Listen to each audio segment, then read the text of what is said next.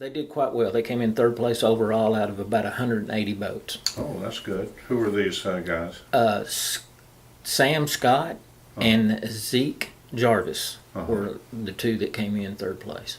And what did they have to do to get that one? You go by weight to what they Yes, call it? it's a 5-fish limit, and they weighed in 4 fish. It was a really tough day.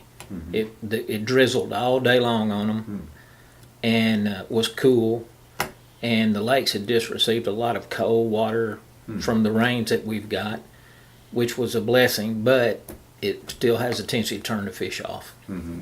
Is this bass fishing? Is this Yes, what we're yes, talking about? it's a 5 fish limit of black bass. Mm-hmm.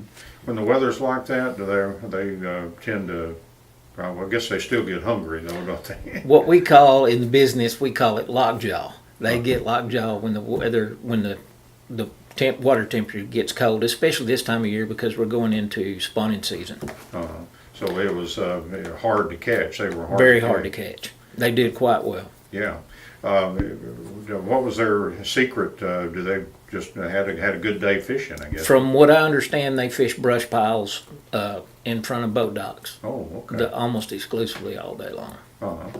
What do they have coming up now? Do you have a championship or We competition? have one more tournament, one more open tournament on Lake Bob Sandlin on the 18th of April, and then we go into our championship, which will be on Lake Tyler this year. Okay. Now is that basically is that a regional championship, kind of from our region here in East Texas? We're calling it our state championship because we've got over 900 kids fishing in our association, so you know it's going to be a true championship to us. Yeah. And when is that coming up? We don't have a date just exactly yet, but it Probably will in be May or something like Yes, that. sir. Yes, sir. On down there. What kind of participation have you turned out to have this year, both at middle school and over at high school? At the high school, I've got 16 kids.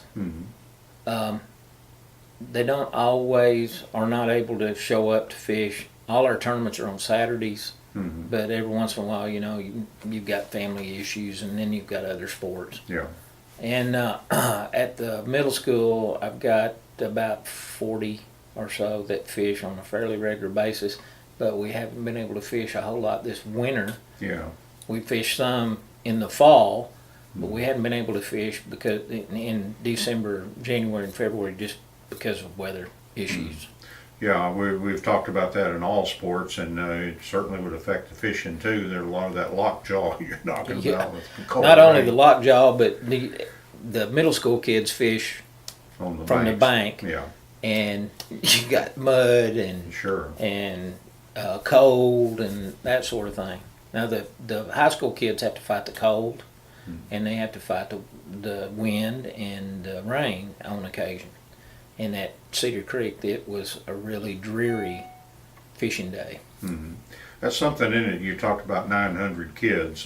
People probably have no idea that there's that much participation in this part of the world. We started out with 6 schools involved in high school bass fishing, and I'm just talking about high school now. Yeah. We started out with 6 schools, and we're up over 90 schools now, and growing almost every day.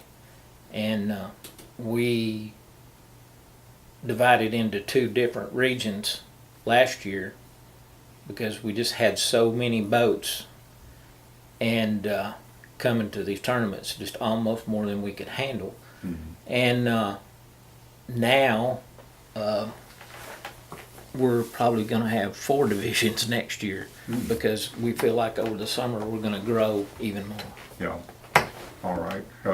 Does fishing continue during the summer? Even Yes, school sir. hours? We have some tournaments like down at Lake Fork. The Lake Fork Chamber of Commerce puts on a big tournament every year that I think this will be the 3rd year in a row they've done it. And there's some opportunities for some scholarship money, some real good scholarship money. Somewhat like a coach, do you teach fishing to kids? I mean, especially middle school kids, maybe they're just. I try to learning? teach them as much as I can. You know, one person with 30 kids out there fishing, you're Sure. not going to get a lot of one-on-one time with them. But I try to explain a little bit to them every time I take them out. The high school kids, they're in the boat with a boat captain who is adult that operates the boat, and he is their coach, Uh-huh. and he teaches them what he knows. That's part of what he's there for. He can't cast for them, he can't help them catch the fish, but he can explain and he can demonstrate how to do the retrieve and use different techniques for fishing. Probably having your own boat captain that you're comfortable with, that's probably a big reason for some success for some kids Yes. because they're so comfortable Yeah, with it. now all my boat captains are good fishermen, and they know their stuff, and they've been real good with the kids. And I think that Sam and Zeke have come a long way. When they first started, I would not have called them my best sticks, but they're getting up there now to Yeah. where I can call them. Figuring it out. huh? Yeah, All right. Well, best of luck with it. Sounds like a labor of love for you. I know love. the pay's great, isn't it? I love it. The pay is lousy, but I love doing this. It's the future of my sport. This is my chosen sport I love, and this is the future of it. If we can't take these kids and teach them how to do this, then we're going to lose our sport.